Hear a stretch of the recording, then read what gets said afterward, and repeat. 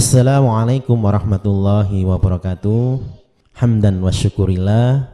Ikhwani fillah rahimani wa rahimakumullah. Usaid bin Hudair al-Ausi radhiyallahu anhu adalah seorang sahabat Nabi yang mulia dan merupakan pemuka kabilah Aus di Madinah, baik sebelum dia berislam maupun sesudahnya. Ia mewarisi kepemimpinan ini dari ayahnya. Ia merupakan seorang anak dari pemimpin dan bangsawan bernama Hudair, sehingga ia mewarisi bangsawan dan sikap kepemimpinan dari ayahnya hingga membawanya menjadi pemimpin yang cerdas dan ahli memanah. Selain itu, ia juga pandai dalam berenang serta menulis bahasa Arab hingga mendapat julukan Al-Kamil dari orang-orang di sekitarnya. Pada mula-mula kedatangan Islam, Usaid bin Hudair menjadi salah satu orang yang tidak menerima ajaran Islam, sehingga pada saat Rasulullah memerintahkan para sahabat untuk menyebarluaskan Islam, dipilihlah Mus'ab bin Umair untuk berdakwah dengan mendatangi rumah-rumah di kota Madinah. Dengan dakwah yang dilakukan oleh Mus'ab bin Umair yang ditemani oleh As'ad bin Zurarah, seorang muslim yang kala itu telah masuk Islam, membuat Sa'ad bin Mu'adz marah dan meminta bantuan Usaid bin Hudair untuk menghalangi keduanya. Akan tetapi Mus'ab memiliki tutur kata yang lembut dan menerangkan sehingga Usaid bin Hudair larut dalam dakwah yang disampaikannya.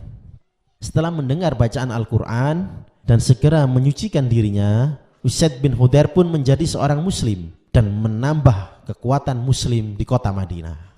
Tak lupa setelah menjadi muslim, ia pun mempertemukan Sa'ad bin Mu'adz dengan Mus'ab bin Umair dengan harapan saudaranya itu masuk Islam.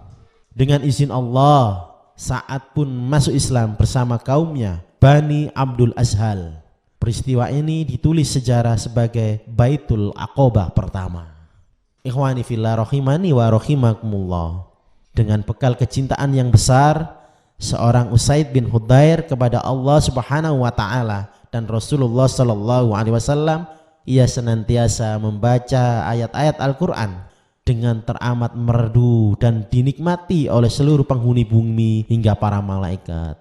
Warattilil Qur'ana tartila. Ini perintah dari Allah agar kita membaca Al-Qur'an itu berusaha sebagus mungkin, agar yang menikmati bacaan itu bukan hanya kita tapi orang lain. Inilah yang disebut dengan syiar ketika kita membaca Al-Qur'an.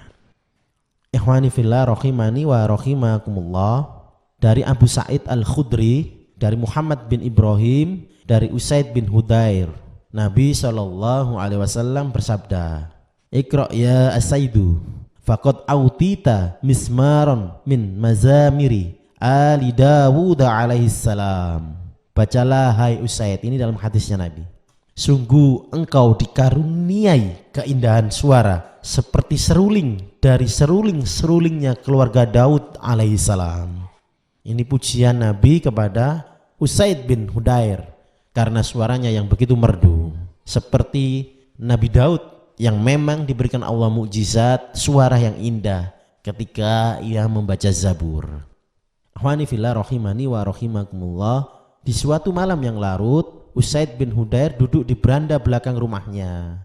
Anaknya Yahya tidur di sampingnya. Kuda yang selalu siap sedia untuk perang fisabilillah ditambatkan tidak jauh dari tempatnya duduk. Suasana malam tenang, lembut dan hening. Permukaan langit jernih dan bersih. Bintang-bintang melayangkan pandangannya ke permukaan bumi yang sedang tidur. Terpengaruh oleh suasana malam yang hening itu, hati Usaid tergerak hendak menyebarkan harum-haruman ke udara lembab dan bersih berupa harum-haruman Al-Qur'an. Dibacalah Al-Qur'an dengan suara yang empuk dan merdu. Dzalikal kitabu la raiba fi hudal lil muttaqin. Inilah Al-Qur'an, inilah kitab yang tidak ada keraguan padanya, menjadi petunjuk bagi mereka orang-orang yang bertakwa.